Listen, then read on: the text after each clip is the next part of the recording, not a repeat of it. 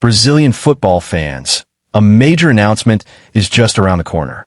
On the first day of next month, head coach Carlo Ancelotti will officially reveal his squad for Brazil's upcoming international friendlies against South Korea and Japan.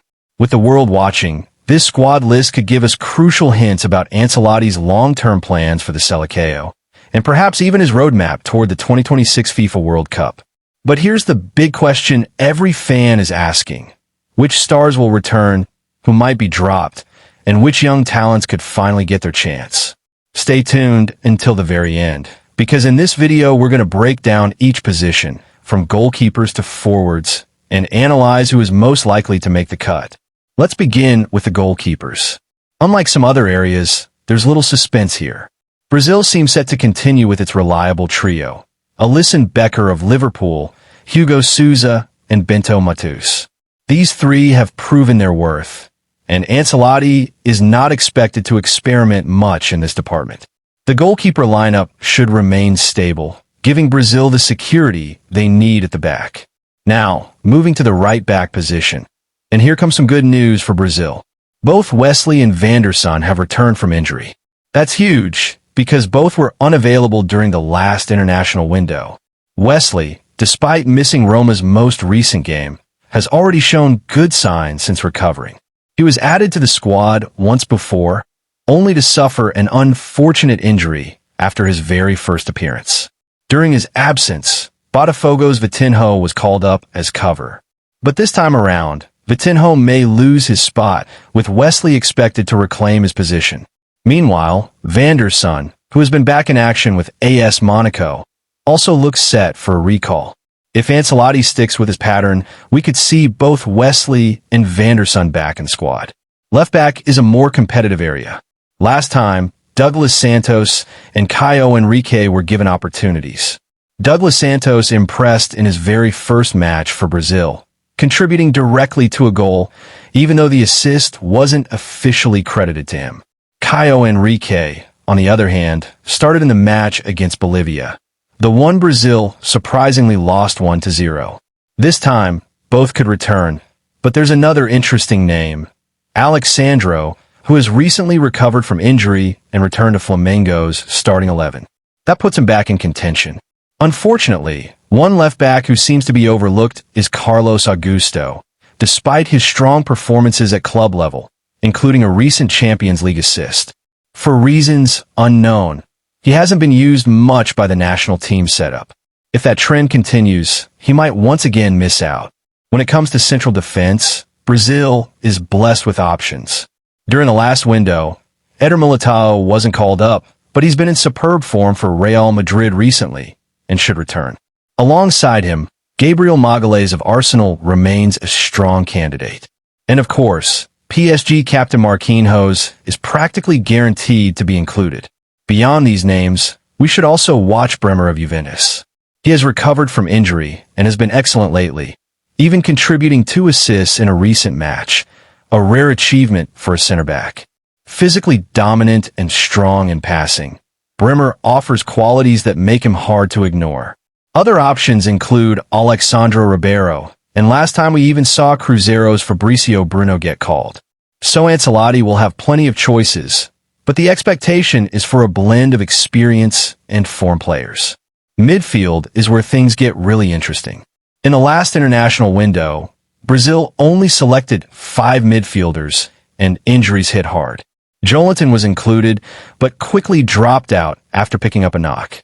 Now he's back with Newcastle United, playing regularly again, which means Ancelotti may give him another chance. 2 names are almost guaranteed: Casemiro of Manchester United and Bruno Guimarães of Newcastle.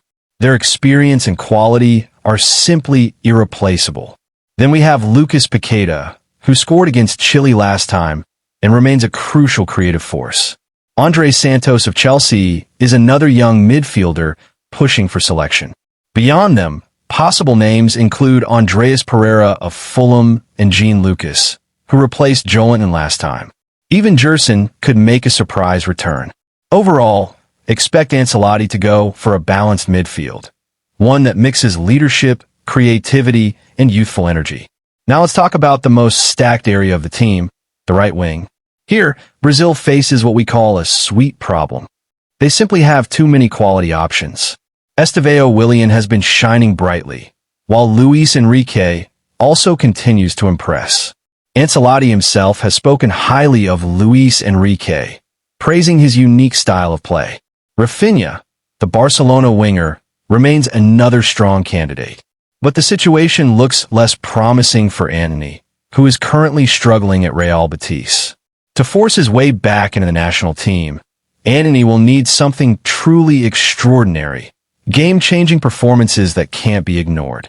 Given the competition, his chances look slim. If Ancelotti wants to use an attacking midfielder, there are two key names. Raphinha could shift into that role, or Matheus Cunha might get another opportunity. Cunha was included last time, but suffered an injury that cut his involvement short. Now that he's fit again, he could return to the squad. This is where Brazil has its biggest headache. No matter who gets the chance, strikers haven't been delivering.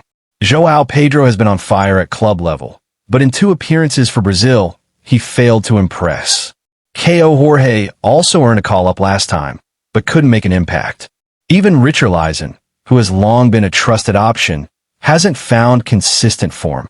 Still, Ancelotti might give Joao Pedro and Caio Jorge another chance. The latter has recovered from injury, returned to Cruzeiro's training ground, and is back playing matches. But unless one of these strikers finally steps up, Brazil's number 9 position will remain an open question. On the left wing, there's one name every fan is desperate to see back: Vinícius Júnior. Despite being left out in the last 2 squads, Vinicius has been sensational recently. His defensive work rate, off-the-ball movement, and attacking brilliance make him almost certain to return. Backing him up is Gabriel Martinelli, who has been outstanding as a substitute for Brazil, scoring 2 goals and providing 1 assist in his last 2 appearances off the bench. His form makes him undroppable. The outlook is less bright for Rodrygo, who has struggled for minutes at Real Madrid and hasn't been able to make his mark when starting.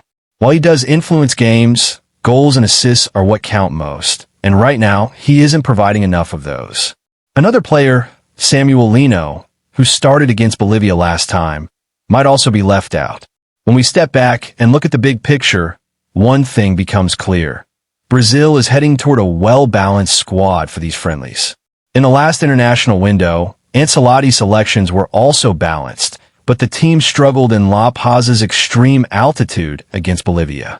This time, in matches against South Korea and Japan, Brazil will be expected to show a stronger performance. With experienced veterans returning from injury, young talents pushing for opportunities, and stars like Vinícius and Martinelli in red-hot form, Ancelotti faces some tough but exciting decisions. So what do you think? Which players deserve to be in Brazil's squad? Should Vinícius finally return? Can Joao Pedro or Caio Jorge solve Brazil's striker problem? Or will Ancelotti surprise us with some unexpected names? Let us know your thoughts in the comments below, and don't forget to subscribe so you don't miss the official squad announcement.